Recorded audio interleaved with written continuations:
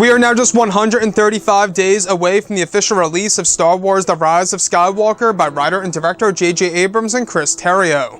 This is Mike Zero. Make sure to subscribe if you are new to the channel for future Star Wars content. Now, what's really exciting about Episode 9 is that we do know that this film is going to hold a lot of connections to the prequels and the originals, while also borrowing many different elements from Star Wars Legends, also known as the Expanded Universe, in order to really benefit many of the characters like Rey and Kylo Ren in this story, which really is going to be very intriguing to see how this is all going to work out on the big screen. Now, these past couple of weeks or so, we've been learning a whole lot more about this film, and when it all comes down to one of the concept art descriptions, this is where things begin to get very exciting for Episode 9.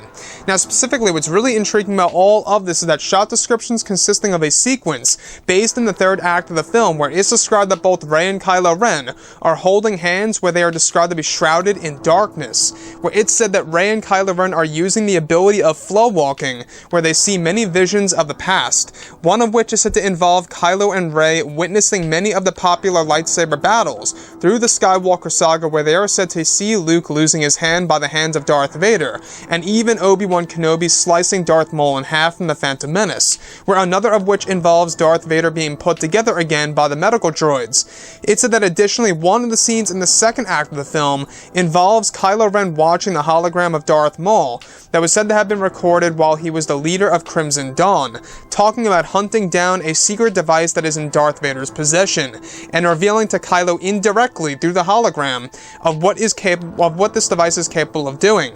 It said to hold a link to the spiritual realm that Darth Maul was planning to steal at one point in time of Vader's vaults that were guarded by troopers for Darth Vader.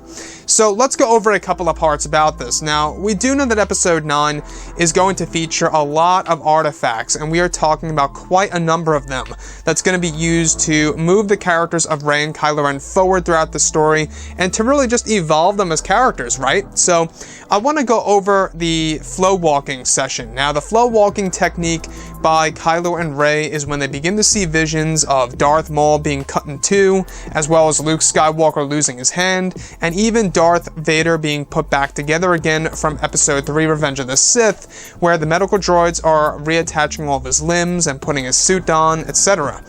So, on top of all of this, the one that really gets me is, of course, a sequence that is said to be based in the second act of the film within Palpatine's abandoned vault in the Outer Rim, that Kylo Ren and the Knights of Ren discover a Darth Maul hologram that is said to unveil many different secrets of Darth Vader and other aspects of the franchise.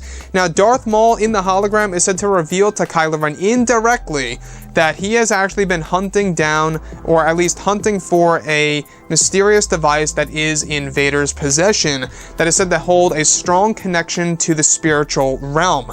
Now, the spiritual realm is said to be a game changer in Episode 9. It's really said to reshape how we view the Star Wars franchise and how we view the Skywalker saga as a whole, and where things are really going to go for the future of this franchise by JJ. Now, with that being said, this device was actually said to be within Darth Vader's vault that were guarded by the troopers that Darth Maul was trying to steal.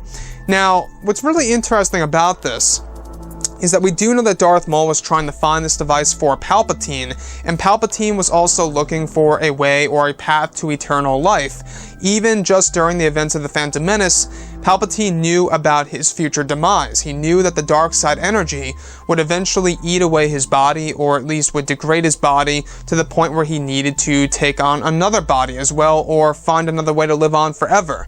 This is very much staying true to, of course, Star Wars Legends. Even in Legends, Palpatine knew that his demise would ultimately come to him based on the dark side energy taking a toll on his body. And that's what I love about JJ so far. I really do have faith in him, I do, because he's really paying a lot of attention to Star Wars Legends / the EU, and he's really trying to make this the best Star Wars film in the sequel trilogy at the very least. Do I think it'll be the best Star Wars movie ever? Probably not. That's my take on things. I think that there is nothing that can really top The Empire Strikes Back or Return of the Jedi. Just in my opinion. That's just me. As far as the Disney films go, at least, right? So, when we look at Episode 9 specifically here, we do know that this film is going to use, like I say, a lot of these artifacts and relics to really show the fans how much knowledge is going to be used as a foundation in Episode 9 to build towards something larger for 2020. In 2020, we're going to learn a lot more about the franchise when it comes to books, novels, comics, video games, and even animated TV series out there, and even live-action TV series, right? So The Mandalorian's dropping later this year. That's another great example of new Star Wars lore that's really going to set up the future of this franchise as well. So, yeah, I gotta say, I mean, I'm very excited to see how the second and third acts are really going to be organized when it comes to all these different callbacks. So let me know what you guys think about all this below in the comments. And if you guys did enjoy the content for today, do make sure to drop a thumbs up on this video to support the channel. I thank you all so very much for the kind support, and I'll catch you guys next time.